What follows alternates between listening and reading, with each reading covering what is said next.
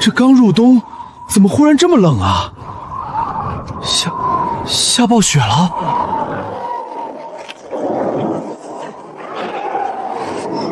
好冷！救命啊！求你，这是我娘生前留给我的发簪，换碗热粥给我相公续命。看你可怜才给你换的，赶紧滚！修远，等我。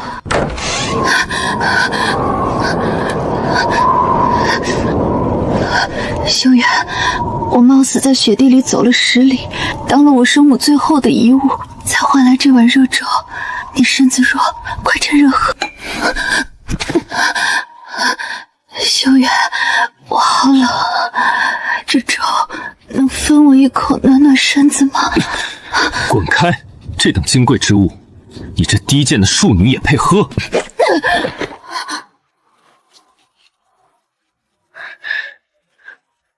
婉儿，快趁热喝，别冻坏了身子。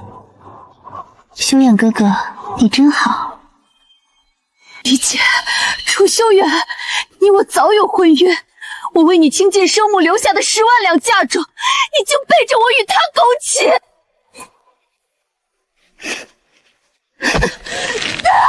好妹妹，你还不明白吗？修远哥哥不过是看上了你的嫁妆罢了。如今你家财散尽，连最后的口粮都供奉出来了，留着你这废物还有什么用？要怪就怪你蠢，你就在这冰天雪地里慢慢等死吧。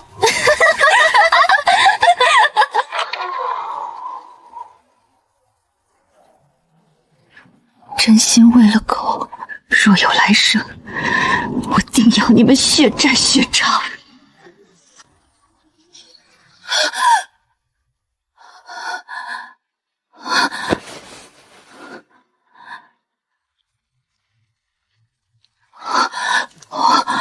我没死，我重生了。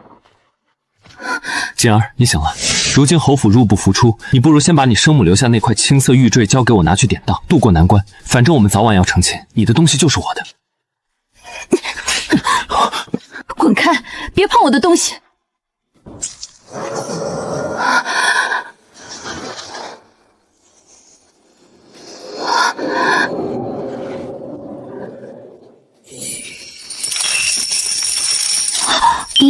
检测到血脉绑定，乾坤空间已激活，开启无限静止储物及物资复制特权。无限储物还能无限复制，老天开眼！有了它，即将到来的极寒天灾算什么？楚修远、苏婉，这辈子我要让你们血债血偿！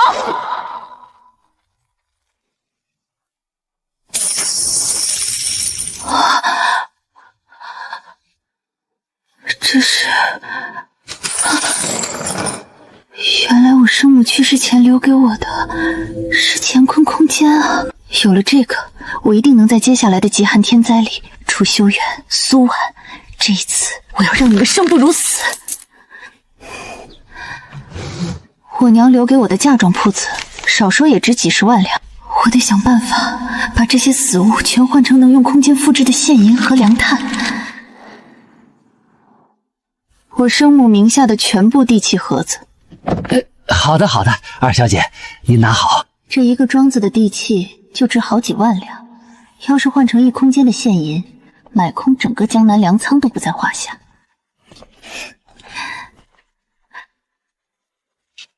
苏锦，他不是刚被修远哥哥拒了，还在死缠烂打吗？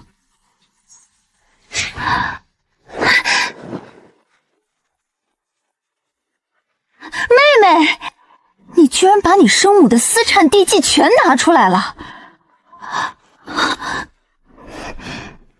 这得值好几10万两银子吧？哎呦，锦儿，你想通了啊！婉儿啊，叫上几个丫鬟，咱们一起去聚宝阁把这些当了，给我这新科探花郎置办些行头庆祝一下。还没来得及找你们算账，自己先送上门了，先收你们点利息，不过分。走。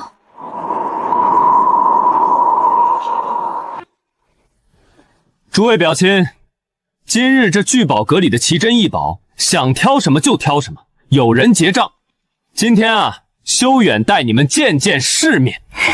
陈姐夫真是大气。楚公子威武！我要那一整套赤金点翠头面。那我要一方前朝大儒的绝版成泥宴，我要那颗鸽子蛋大小的东海夜明珠。行，都没问题。我和景儿呢，青梅竹马，又早有婚约，这关系啊，没待说。景儿，我特意为你攒了局，特意给你准备了个惊喜。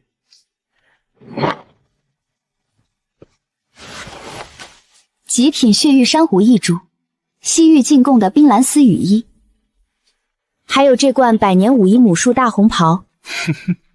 真以为我会当这个冤大头？景儿啊，这是我和婉儿特意给你挑的稀世珍宝，我俩对你够意思吧？妹妹，你怎么不说话？是不是嫌贵，舍不得给修远哥哥花这笔银子啊？怎么会呢？我今日有些乏了，就不是了。你们尽兴。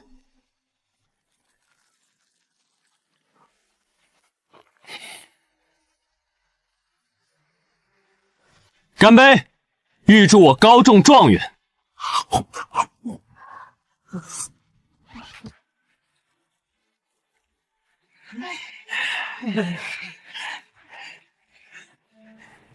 二小姐，请结账。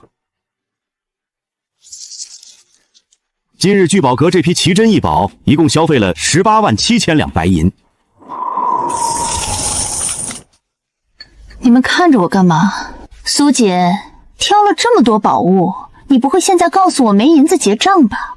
东西又不是我挑的，不都是你带着表兄们挑的？你今天请了这么多表亲出来，不会没带银子吧？我怎么可能没有？妹妹平常不都是抢着付银子吗？修远哥哥不是妹妹未来的夫婿吗？当着夫婿的面这样，真丢人。我说苏姐，你把你娘几十万两的地契都拿出来了，请大家挑几件宝物而已，用得着这么小气吗？哎，不就18万两吗？算了算了，我来结。修远哥哥，还是你最好了。哎，我这钱袋忘在府里了。景儿啊，你先把这账结了，下回我来。好办。哎，记账，谢谢。公子，聚宝阁概不赊账，可以结账了。修远哥哥，快结账吧，人家脸都要丢光了。景儿，算我求你，你把账先结了，有什么事回府说行吗？不是吧，楚大才子，你今天请了这么多表亲出来，又把嫡姐带过来，挑了这么贵的奇珍异物，居然没银子结账。你，行吧，那咱们各付各的吧。那些奇珍异宝呢，我碰都没碰，是你们挑的。茶水点心呢，我一共尝了3口，我付50两就行。我还有事儿，先走了。苏姐，你故意的是不是？老子回府找你算账。公子，请付银子，还差186950两。50两就能喝到聚宝阁的极品贡茶，太划算了。多亏了楚修渊和苏婉那2个冤大头，等极寒天灾一来，这些贡茶几10万两都买不到，得赶紧去把地基套现，收集物资。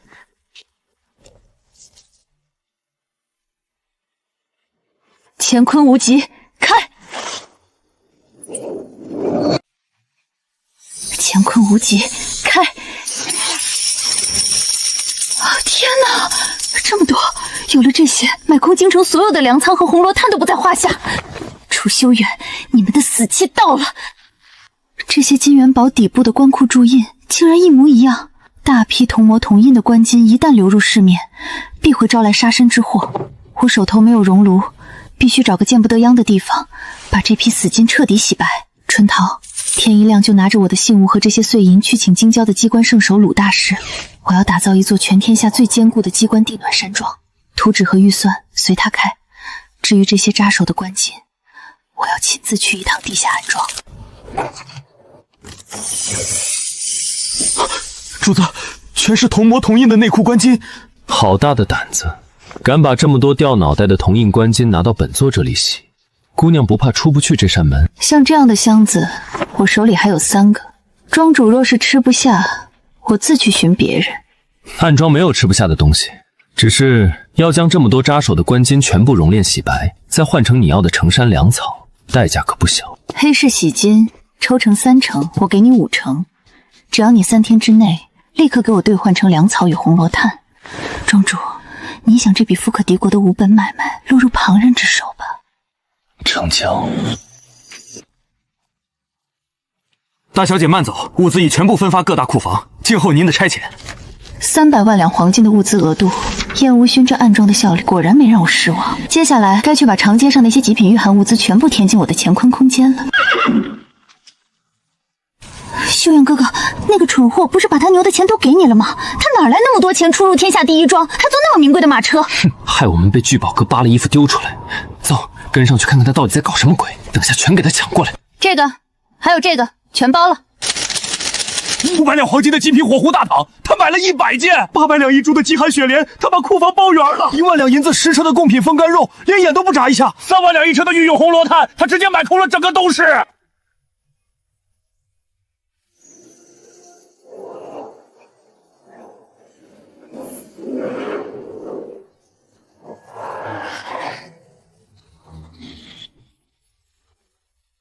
苏姑娘，从今日起，你便是天下第一庄唯一拥有最高权限的贵客。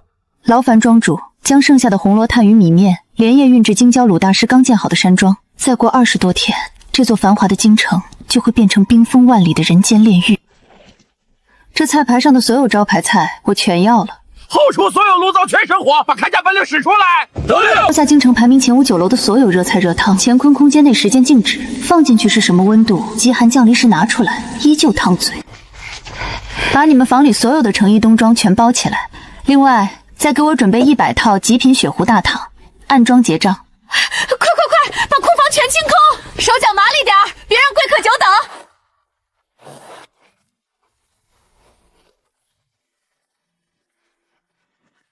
恭送贵人。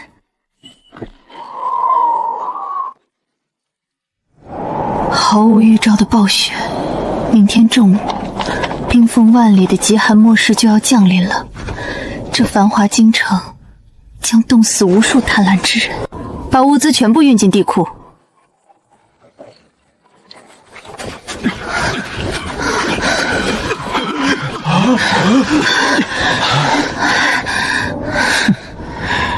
可以啊，苏姐，你倾家荡产建个铁王八壳子，还买这么多发霉的木炭和粗面，这得花光你生母所有的嫁妆吧？我的银子爱怎么花就怎么花。哼，不知所谓。修远哥哥，怎么忽然这么冷？我要冻僵了。这就觉得冷了？上辈子就是被这对狗男女夺走一切，活活冻死在破庙外。等到明天，也让你们尝尝骨血被冻碎的滋味。这鬼天气，苏姐，你没看婉儿冻坏了吗？还不赶紧把你的雪狐大氅脱下来给婉儿披上？愣着干什么？你一个庶女皮糙肉厚，怎么不把外套给狄姐？你不是口口声声说愿意为我做任何事吗？快脱！苏姐，你长幼尊卑都忘了吗？不想被家法伺候的话，就赶快把衣服脱给我。苏婉，你是不是觉得今天我就算冻死在这儿，也应该把衣服脱给你？不好意思，我苏锦这辈子没那么贱。哎，你这个毒妇，滚开！苏锦，你这般歹毒无情，这辈子都不会有男人要你，你注定孤独终老，不得好死！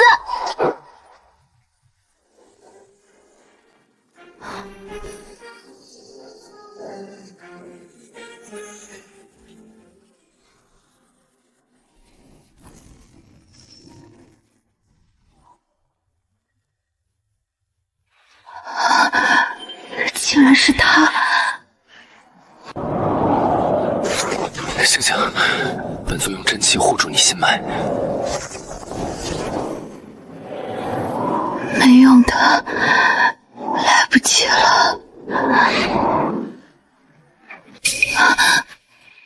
燕庄主，失礼了，这风雪太大了，我一时没站稳。冷吗？不冷。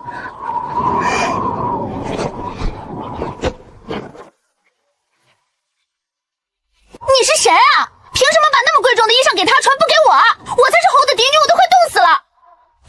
燕无素，立刻回你的暗桩。极寒雪灾马上要来了，明天正午12点之后，千万不要踏出房门半步。雪灾降临！苏锦啊，苏锦，我看你是被退婚刺激的得了失心疯吧？降个温下点雪而已，还什么极寒雪灾？怪不得你倾尽生母的嫁妆，原来是为了买对发霉的破木炭和建个铁王八壳子，在这装神弄鬼。我看你就是想欲擒故纵，故意编个什么雪灾来吸引我的注意吧。修远哥哥，别理这个疯女人了，真是浪费我们时间。爱信不信，明日正午过后化作冰雕的又不是我。不光我们不信，你问问这京城里的百姓，有谁会信你一个深闺庶女的疯话？出个门而已，还能冻死人不成？傻子才信，本座信。你说什么？传本座令，暗桩所有人撤回地下，明日正午12点封死庄门，任何人不得外出。苏姑娘，明日见。好啊，苏锦，既然连你养的面道都能配合你演戏，那我们来打个赌怎么样？赌什么？明天正午12点，要是太阳照常升起，没有你说的什么雪灾，你就把这山庄的地契，还有你囤的所有粮炭物资，全部过户给我和婉儿，全当是你惊扰嫡姐的赔罪。要是真有雪灾，那我们随你处置。这个赌我应了，明日我会坐在暖阁里，亲眼看着你们怎么跪在雪地里，被一寸寸冻碎骨头。修远哥哥，这天确实冷得邪门。放心吧，等过了明天正午，这金碧辉煌的山庄和几辈子吃不完的粮草就都是我们的了。二小姐，老朽耗尽毕生绝学，这尊玄武壁垒已全部运功，金刚夹层，地龙宫暖，万箭齐发，莫说是暴雪，便是千军万马也休想攻破半步。二小姐，为了满足您说的万无一失的最高标准，老朽已将这山庄的大门全部替换为军中绝密的千年玄铁锁柱，鲁班12道击过锁，工程木也撞不开，火炮都轰不破。二小姐，请。暖阁的窗户为您替换为夹住了金刚丝网的西域极品琉璃，重弩都射不穿。二小姐，墙壁内部夹层灌注了铁汁，地板下铺设了最顶级的地龙宫暖，只要炭火不断，外面冰天雪地，里面一如阳春3月。此外，老朽还按您的吩咐，专门开辟了地下暗堡，里面为您准备了一些方便您在乱世自保的诸葛连弩和机关暗器。鲁大师辛苦了。这座玄武壁垒的全部造价是黄金30万两，二小姐若是满意，3天内付清尾款即可。对了，二小姐，这面机关沙盘连接着山庄各处的警戒响铃和千里镜，可让您足不出户便将庄内外所有动静尽收眼底。甚好，退下吧。哎呀，只用了1万两碎银付定金，就换来了这座举世无双的玄武贝垒。至于尾款，3天后这天下还有银票能花出去吗？真是赚大了。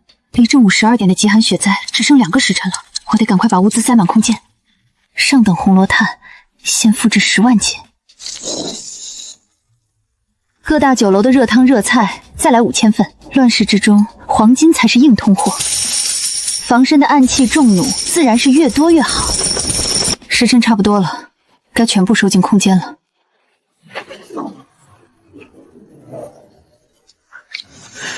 极寒末世，我准备好了。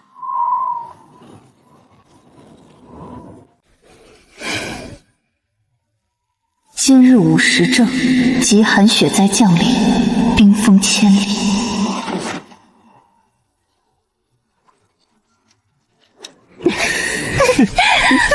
主子，外头虽然飘雪，但真会有苏大小姐说的那种百年不遇的雪灾吗？咱们这就把暗城彻底封死。属下觉得会不会是苏大小姐多虑了？别人说的，本座或许不信，但他说的，本座字字确信。断龙石落，从此任何人不得踏出暗城半步，违令者杀无赦。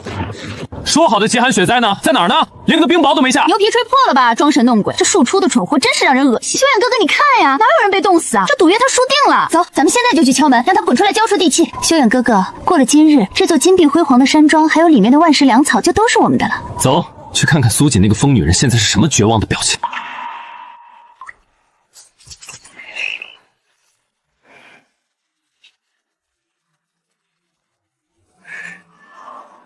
这风怎么像刀子一样？修远哥哥，救我！好痛！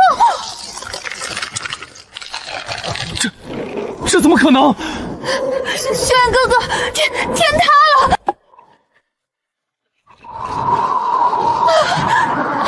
极寒雪灾如期而至。这还没到大寒呢，怎么连眉毛都结冰了？少爷，这邪风太冷了，咱们快回府吧，血液都要冻住了。会冻碎了，真的会冻死人！老天爷啊，不会真让二小姐说对了吧？真的是百年不遇的极寒雪灾来了！什么极寒雪灾，一派胡言！他就是个叫花子，本就身子骨弱，在外头待太久，冻僵罢了。都莫慌，朝廷很快就会设立周棚施救，这等寒潮熬个3、2日便会退去。可是少爷，咱们现在连一炷香都熬不过去。修远哥哥，马车也被冻住了，我好冷，好饿。这也太突然了，这里荒郊野岭的，去哪找吃的和炭火？等一下，苏锦的庄子里有。对，我亲眼看到的，他买了几10车的红罗炭和米面全拉进去了。咱们这么多人，那里面暖和的像春天，足够咱们吃喝玩乐好几年呢。苏锦乃是侯府庶女，她的东西就是侯府的，也就是我的。大家都跟我去砸开大门，本少爷带你们进去吃香的喝辣的，烤红罗炭。还得是姑爷啊！走，把苏锦赶出来！走，快去抢炭火！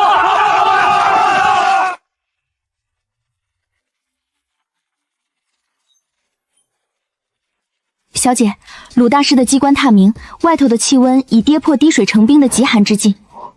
这才只是极寒雪灾的第1日，这帮蠢货以为熬一熬就过去了。等到第2波寒潮降临，这天下便会沦为人吃人的冰封地狱。苏锦，快点把门打开，让我和婉儿进去！开门，让我们进去！我等不出来！开门！苏锦，你把门打开！开门啊！让我们进去！冻死人了！快开门！天哪！这寒冬腊月他居然在吃火锅！他一个人怎么配吃这么好的东西？苏锦，你太过分了！我们是你嫡姐和未来的姐夫，外头还有这么多侯府的人。二小姐，你怎么能背着侯府在这儿吃独食啊？就是啊，苏锦，你居然躲在暖阁里吃肉，眼睁睁看着我们受冻！你这个冷血的白眼狼，还不赶紧把门打开，让我们进去一起吃啊！听到没有？快开门！把门打开！开门！让我们继续玩！开门啊！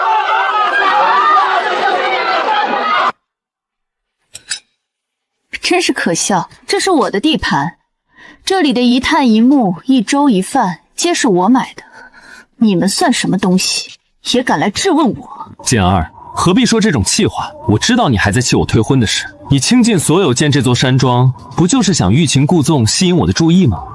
你忍心看着你深爱的男人在外面挨冻吗？就是啊，你做这一切，不就是想让我回心转意吗？我承认，以前是我冷落了你，不过念你一片痴心，我可以给你一个机会，只要把你买的这些炭火和米面分享出来，让我们进去，我就同意让你进楚家的门，与婉儿平起平坐，做我的平妻，如何？楚修远让我做平妻，你休要不识抬举！是，我承认，以前在侯府，我确实对你百依百顺。不过，你该不会以为我真能看得上你这个腹中空空的草包吧？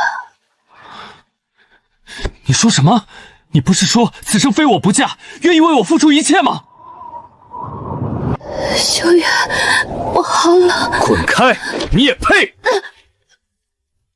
我以前对你好，不过是看你像条摇尾乞怜的狗，觉得有趣，逗你玩罢了。毕竟，我手握生母留下的万贯家财，想找个绝色倾城的顶天立地好男儿，易如反掌。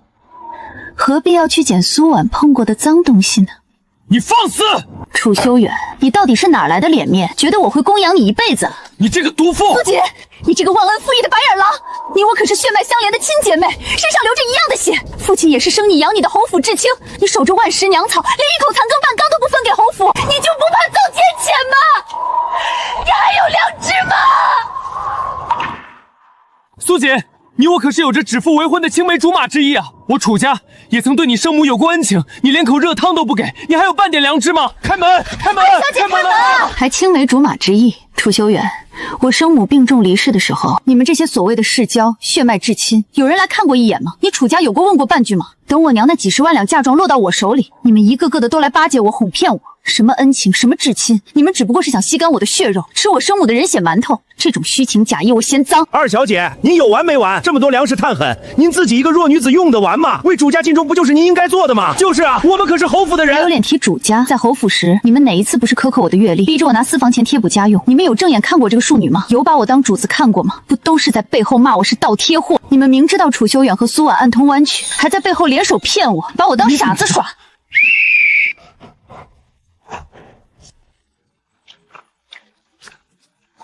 苏姐，你要干什么？把肉放下！你快住手！那是我的鹿肉！住手！开门！开门啊！今天这锅鹿肉，我就算吃不完喂狗，你们也别想沾一滴汤水。太过了，太歹毒了！二小姐，你让我们进去啊！别倒给狗啊！苏锦，你的山庄和粮草老子要定了，今天你给也得给，不给也得给，让开！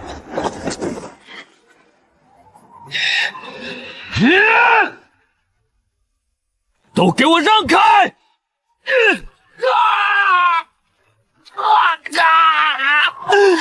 萧远哥哥，你的手！我的手断了，好痛啊！这到底是什么妖术，连石头都砸不穿？苏姐，你这恶人，你竟敢用妖术伤你未来的夫君！我可连手指头都没动一下。你个忘恩负义的白眼狼！等雪灾过去，我定要禀明父亲，请出家法，将你扭送大牢，你就等着被逼吧！快走吧，再不走真要冻成冰雕了！顺天府大牢，再过半个月，第二波更加恐怖的干潮就要降临。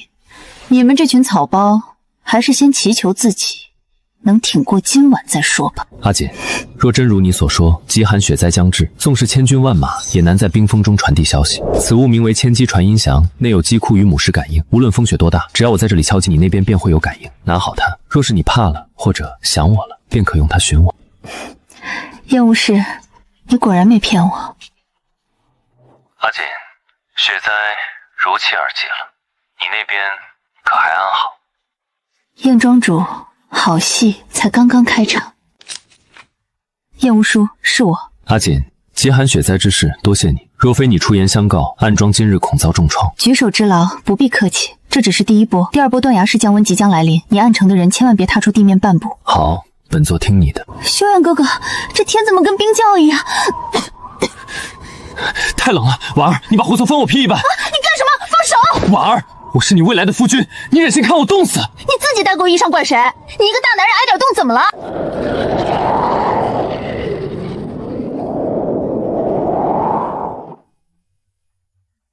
找不到吃的了，终于找到半块发霉的糠饼，太好了，有救了！嘘，我的饼！老东西，这块饼现在归本少爷了。给我咬一口！少爷，你这群贱奴爱恶受冻犯，想造反吗？你好歹给我们留一口啊！不吃真的要死人了！哎，好了，人家苏锦在那铁王八壳子里，天天吃着极品鹿肉，烤着红罗炭，你们却在这里为了一块狗都不吃的发霉糠饼大打出手，被一个庶出的野丫头踩在脚底下，你们丢不丢人啊？你们拿上家伙，跟我走。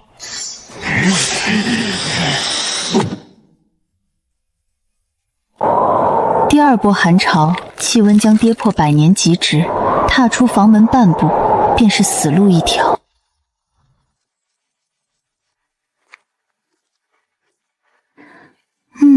火候刚好。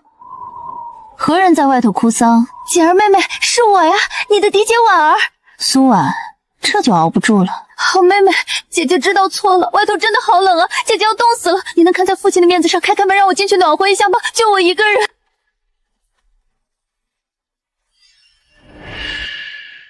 苏婉，你这苦肉计未免也太拙劣了些。既然是来认错的，身后藏着那么多人，不嫌挤得慌吗？锦儿妹妹，你说什么胡话呢？这冰天雪地的哪有别人？只有姐姐我一个人呀。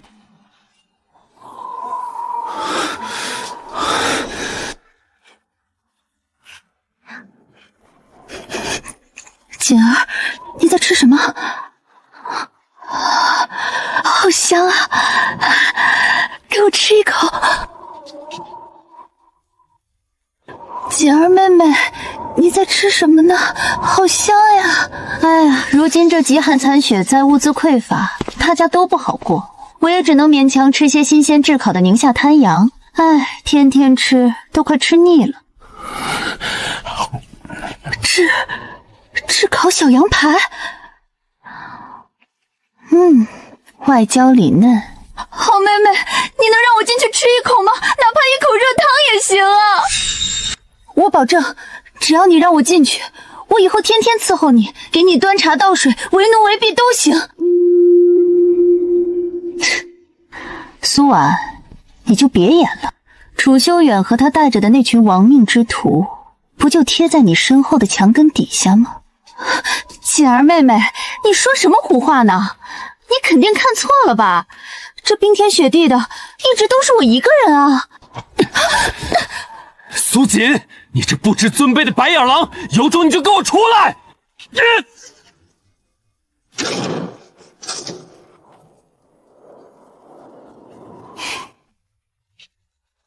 苏锦，你这罔顾人伦的白眼狼，有种你就给我滚出来！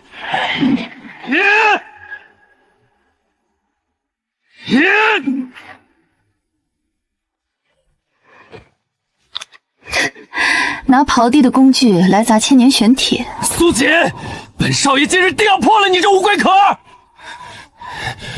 还愣着干什么？给我砸！砸开了全都有肉吃！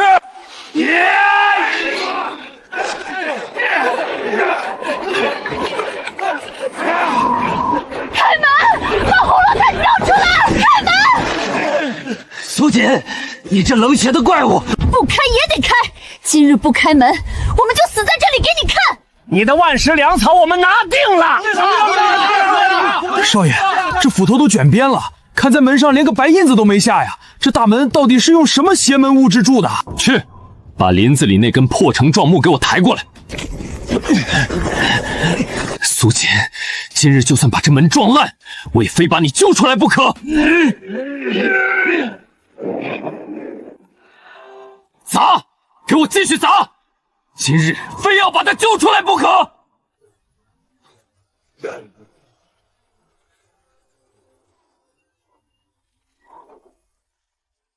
这到底是什么邪门物件铸的门？怎么连金刚开山斧都劈不开啊？不对，这门是用千年玄铁加固过的。苏锦他早就知道会有这场极寒雪灾，他就是故意建了这座堡垒来看我们送死。你这心思深沉的白眼狼，你明明知道有天灾，却不顾后夫死活，你怎么能自私到这种地步？苏锦，你罔顾人伦，你若再不开门，侯爷在天之灵都不会放过你。行了，一群聒闹的蝼蚁，你们不就是想要吃的吗？我给你们便是。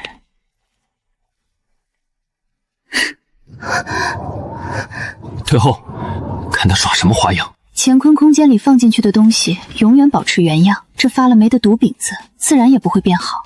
庄子里的上好鹿肉都喂了藏獒，只剩这半块发霉的糠饼了。待会儿就能看到他们为了这半块霉饼狗咬狗了，定是极其有趣。我这庄子里连喂狗的肉都吃光了，只剩这块发霉的糠饼，本姐大发慈悲，赏你们了。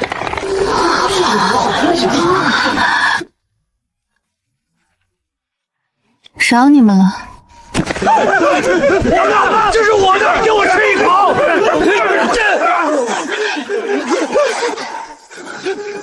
苏锦，你竟敢如此折辱我！你自己吃极品鹿肉，赏给我们的居然是发霉发臭的猪狗食。就是啊，锦儿妹妹，我们可是你的血脉至亲，你这般冷血行事，就不怕半夜做噩梦吗？冷谢，你们就跪在雪地里感恩戴德吧。如今极寒雪灾肆虐，京城里多少人冻死饿死，易子而食，能得本小姐赏一块发霉的糠饼，已经是你们祖上积德了。好久，这二小姐又吃鹿肉又喝暖酒，这山庄里到底存了多少物资？就是啊，苏锦，你若再不开门引我进去，我就当没你这个妹妹。跟他废什么话？铁门砸不开就砸这块琉璃窗，只要能闯进里面的炭火和粮食，就都是我们的了。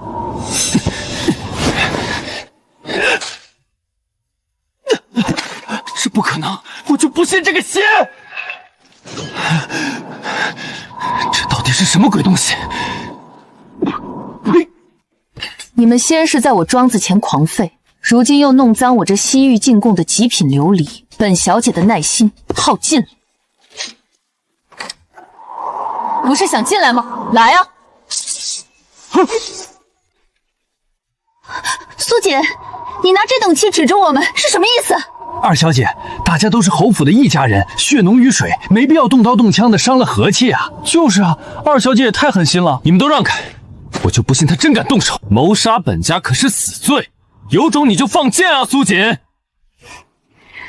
看来你们对现在的处境还一无所知。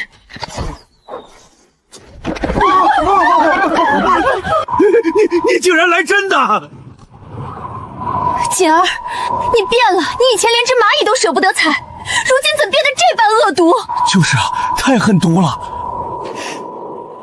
我赏了你们一口饱饭，你们却扛着工程木来撞我的门，拿着铁镐砸我的琉璃，怎么，本小姐的菩萨心肠还不够明显吗？好疼啊！那你再怎么样也不能对自家人下这般狠手啊！刚刚藏在石狮子后面拿着生锈开山斧和柴刀的人又是谁呀？我要是真信了你们的鬼话，把门打开，恐怕我苏锦的下场比外面那些冻毙的恶僚还要惨10000倍吧。快跑！这真敢杀人！快走！苏锦竟然真的敢下狠手！哎呀，我的肩膀！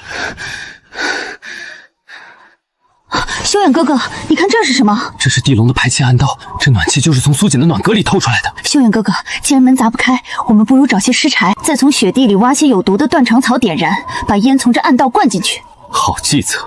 毒烟灌入暖河，我看苏锦还能不能坐得住。就算熏不倒他，也能逼他乖乖开门。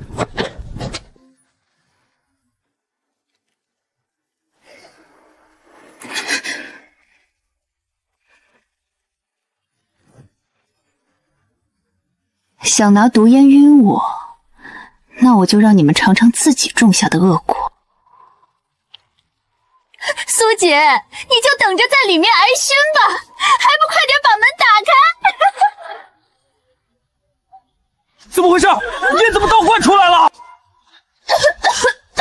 好呛，我的眼睛！这烟太毒了。这逆风倒灌的滋味，姐姐和前夫哥可还适用？苏锦，你冷血无情，这是你逼我的！修远哥哥，那是黑火药，你疯了！既然你不开门，我就炸开你这乌龟壳，大家一起死！苏锦，你不给我们留活路，那就一起死吧！修远哥哥，你疯了，快扔掉！想炸我的墙，那你也得有这个本事。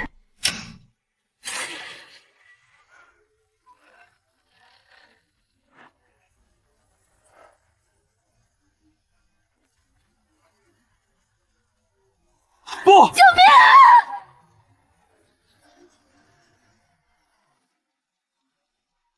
以彼之道还施彼身。阿姐，你那边发生了何事？可是有人强攻山庄。左右护法听令，即刻开启断龙石。主子三思，如今外表正是第2波极寒雪灾，气温诡异，滴水成冰。您此时踏出暗庄，恐有性命之忧啊！他若有半分闪失，我要这天下陪葬。给我开门！苏锦，你毫无心肝！抢了他身上的料子御寒，冲啊！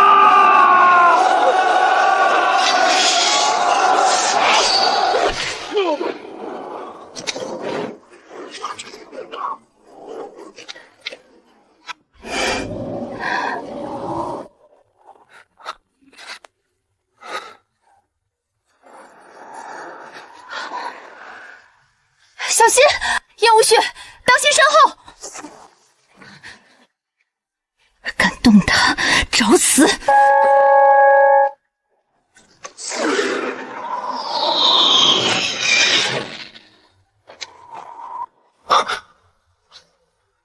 燕无术，当心身后！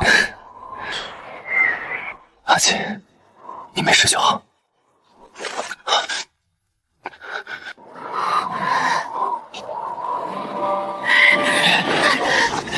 你给我松手！要不是你怂恿我来找苏锦，放开我！这是我的，我怎么会落得这般田地？这男人绝对是苏锦的心头肉，而且他现在好像受了内伤，天助我也！苏锦，你的男人现在在我手里，立刻把门打开，否则我立刻要了他的命！苏锦，你若是还想要这个男人的命，就立刻把山庄大门给我打开，再把所有的红罗炭和鹿肉都给我交出来！楚修远，你到底是哪里来的自信，觉得你能挟持得了天下第一暗庄的庄主？燕无说，你这堂堂杀神，若是被一块生锈的破陶片伤了分毫，我可是会嘲笑你一辈子的。阿锦放心，这世上除了你，无人能要我的命。死到临头还敢打情骂俏，给我老实点！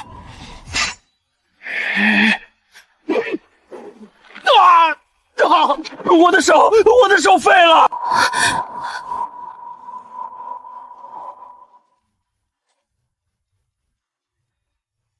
燕无术，你真是个疯子。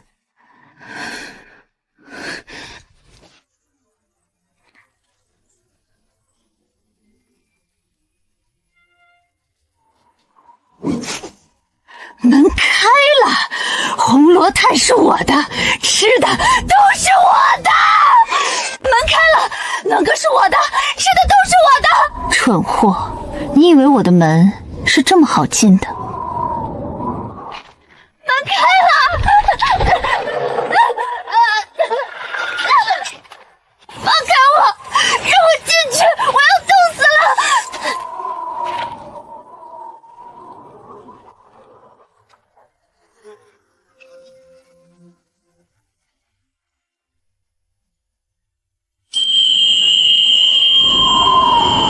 他今日在青楼寻欢，根本不会来。苏锦，为了一个不值得的男人作践自己，你瞎了眼吗？我的事不用你管，修远哥哥才不是那种人。苏锦，睁开眼睛看着我，我不准你死，你听见没有？原来这世上真正把我视作珍宝的人，一直都在我身后。若有来生，阿锦，别怕，我来了。这一世，我绝不放手。为什么？这一切原本都该是我的。锦儿，姐姐错了，求求你放我进去。杀你们，都嫌脏了我的手，这极寒雪灾，自会给你们最匹配的下场。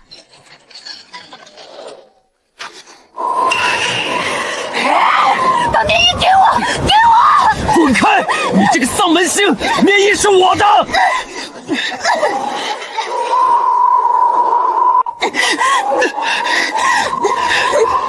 放手，给我！